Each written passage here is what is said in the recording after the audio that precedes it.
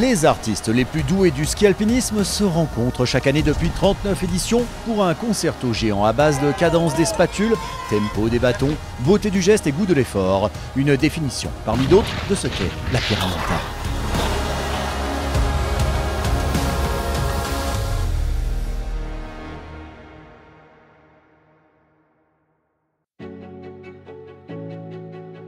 Ça va se lever un petit peu, c'est juste pour que ça fasse joli pour les images. Là, on met une petite couche de blanc et après, c'est parti.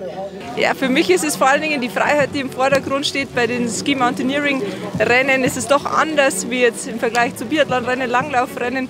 Es ist viel wilder, man ist draußen in der Natur, in der Umgebung. Es ist mehr Eigenverantwortung gefragt und vor allen Dingen sind sehr lange Rennen abenteuerlich und darum bin ich jetzt hier bei der Pyramenta. On va faire une belle journée de ski encore et puis voilà, toujours des belles étapes à la pierre.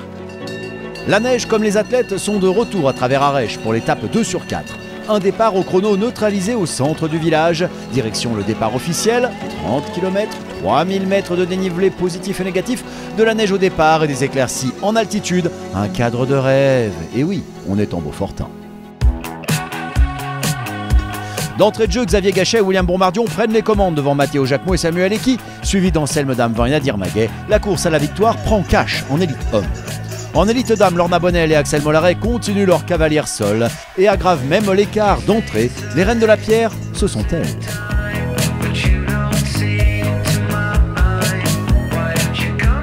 L'italienne Martina Valmasoy et l'états-unienne Katie Scheid continuent leur Pyramenta entre ultra trail et ski alpinisme. L'histoire d'amour perdure, de plus en plus d'athlètes œuvrant avec brio dans ces deux disciplines.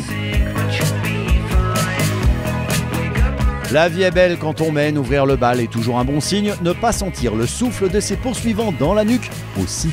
Le grand François Daen s'est engagé dans la Pierra depuis plus de 10 ans et ne cesse de se rapprocher des podiums.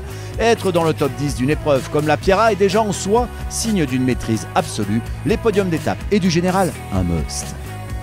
Il y a des moments où les images vous époustouflent à travers les écrans, comme aujourd'hui. Cette session vidéo du jour permet aussi aux équipes de tête de revoir les paysages traversés, des binômes bien trop souvent concentrés sur la trace, les reliefs et leurs partenaires qui n'ont que peu d'instants de contemplation.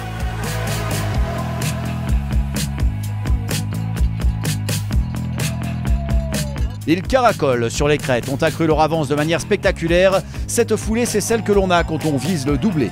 Les champions en titre qui, malgré un calendrier sportif chargé, semblent comme ski alpiniser les cimes avec une habileté hors pair. Au col de la Forcle, les cloches résonnent, le public ne va cesser de se densifier au fil des étapes. Ça aussi, c'est la Pyramenta. L'ordre des meneurs ne change pas, seuls les écarts vont changer. Tout est encore possible dans le top 5 hommes élite. Même se faire plaisir dans l'effort si l'on en croit les sourires affichés par toutes les élites du ski alpi contemporain.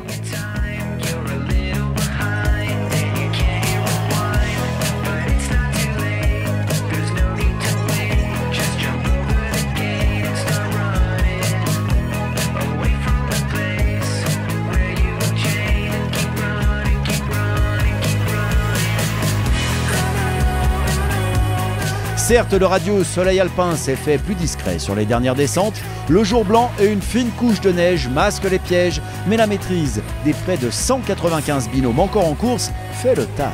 Cette étape a peut-être été décisive. La meilleure équipe élite fille a masterisé la concurrence. Les champions en titre ont creusé un certain écart, voire un écart certain. Mais on le sait, tant que l'arche d'arrivée n'est pas franchie, rien n'est fait, rien n'étant impossible sur la Pyramenta. L'étape 3 sur 4 arrive prochainement pour vous faire toujours plus plaisir aux yeux.